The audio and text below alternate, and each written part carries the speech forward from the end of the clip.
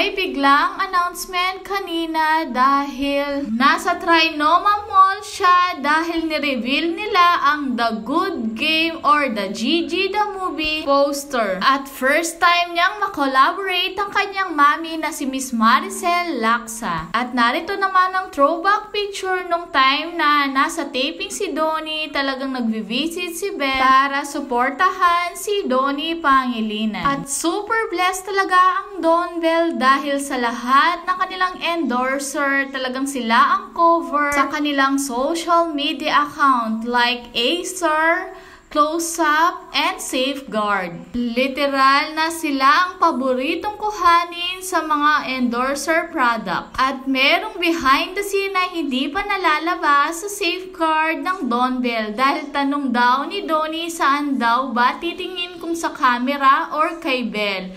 Kasi he's looking at Belle the whole time. Then when the director said sa camera ang tingin. At sagot ni Donnie ay hindi sa kanya. Talagang gustong-gusto niya na titigan ng kanyang Belle Mariano. Very supportive talaga ng Team Pangilinan basta sa mga post ni Belle dahil napalike si Ella and mami ni Donnie bagong post ni Belle Mariano.